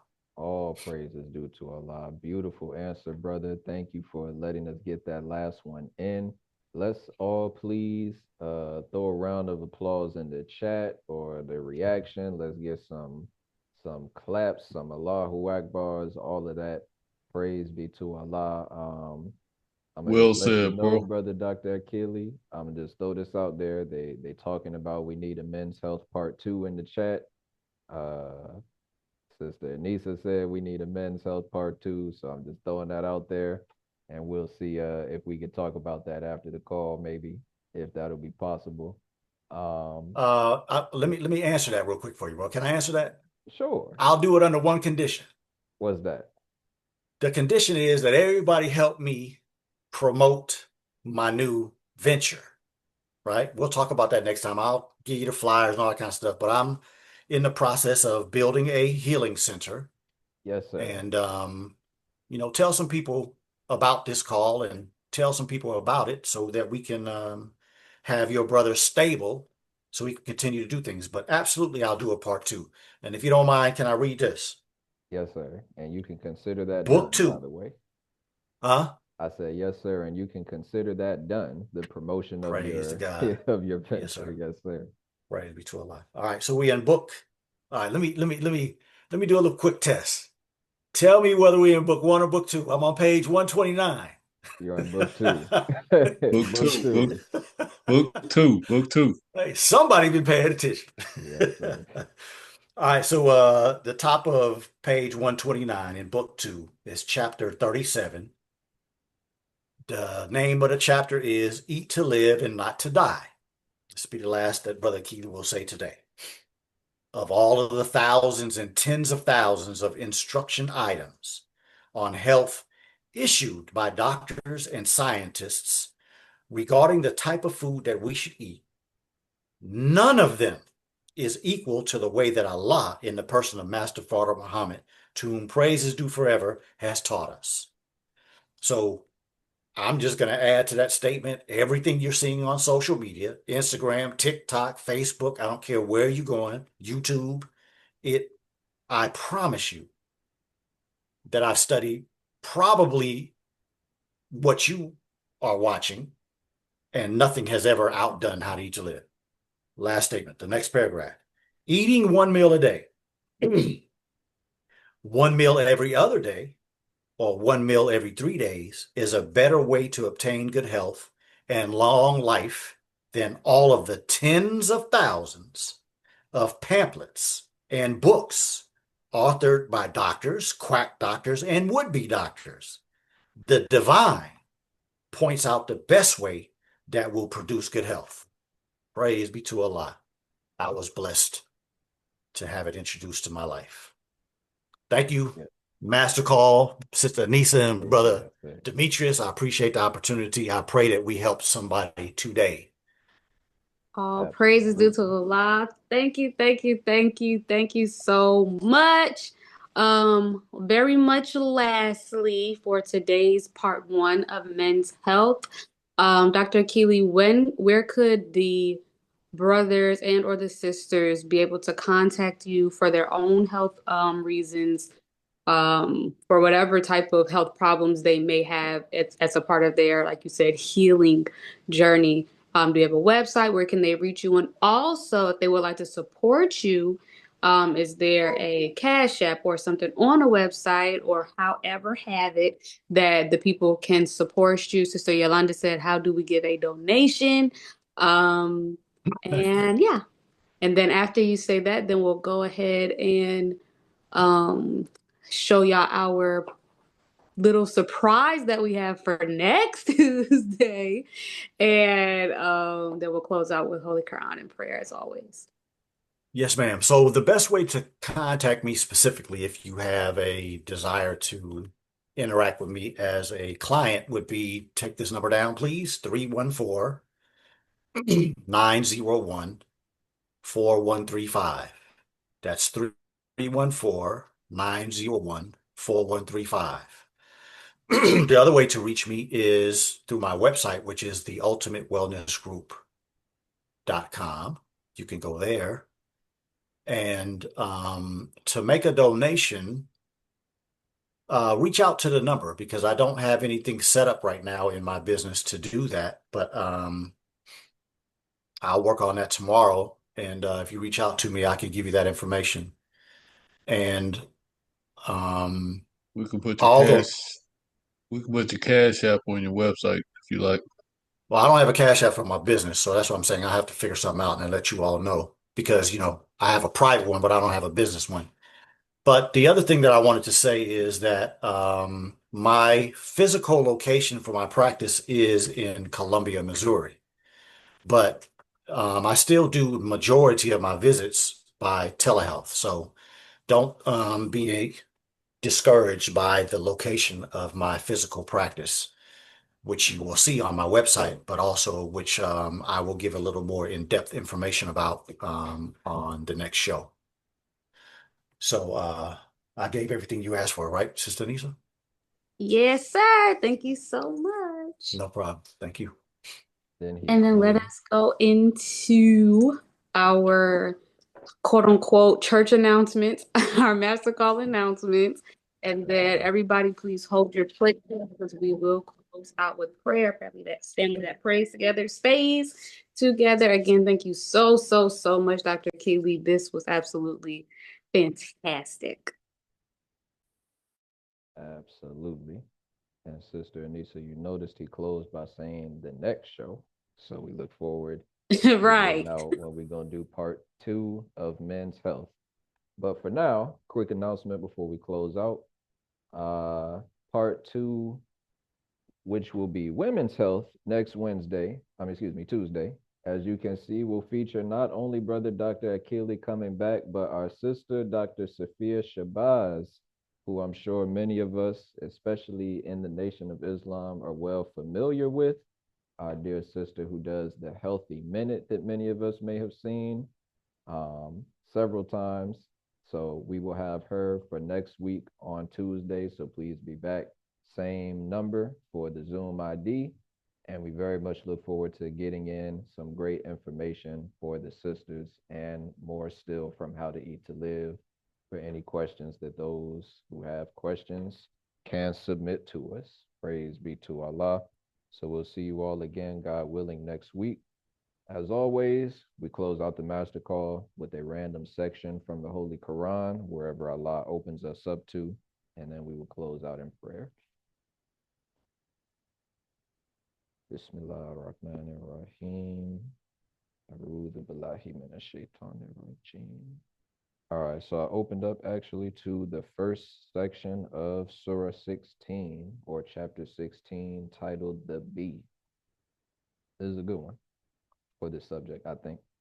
So section 1, revelation testified to by nature. In the name of Allah, the Beneficent, the Merciful, Allah's commandment will come to pass, so seek not to hasten it. Glory be to him, and highly exalted be he above what they associate with him. He sends down angels with revelation by his command on whom he pleases of his servants, saying, give the warning that there is no God but me, so keep your duty to me. He created the heavens and the earth with truth. Highly exalted be he above what they associate with him. He created man from a small life germ, and lo, he is an open contender. And the cattle, he has created them for you. You have in them warm clothing and other advantages, and of them you eat. And therein is beauty for you when you drive them back home and when you send them out to pasture. And they carry your heavy loads to regions which you could not reach, but with distress to yourselves. Surely your Lord is compassionate, merciful. And he made horses and mules and asses that you might ride upon them, and as an ornament. And he creates what you know not. And upon Allah it rests to show the right way, and there are some deviating ways, and if he please, he would guide you all aright. And that is the end of that section. Praise be to Allah. Again, that's Surah 16 of the Holy Quran, ayats 1 through 9. Thank you all for your time. Thank you, Brother Dr. Akili, for this excellent interview. We look forward to coordinating part 2. And without further delay, family, let us close out with prayer. Just real quick, Brother Demetrius, this Yes, all of the other questions, do you already have those? Because it's like 100 million more. Do you have them loaded? We did get a decent amount of questions. I don't know how to save them through Zoom, but yeah, screenshot them real quick. Yes, sir. It's not too many aside from what we already asked. All right, prayer time. In the name of Allah, the Beneficent, the Merciful, all praise is due to Allah, the Lord of the worlds, the Beneficent, the Merciful, Master of the Day of Judgment in which we now live. Thee alone do we serve, thee alone do we beseech for help.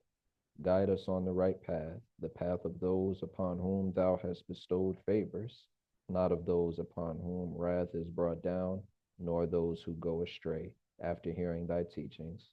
O Allah, we thank you for another day of life and pray that you help us to better our quality and our length of life through your guidance and your teachings to better our mental, spiritual, and physical health. In thy holy and most righteous name we pray. Ameen. Assalamu alaikum. Love you all, family. Ameen. Wa alaikum salam. Sir. Awesome. Allahu Akbar. Allahu Akbar.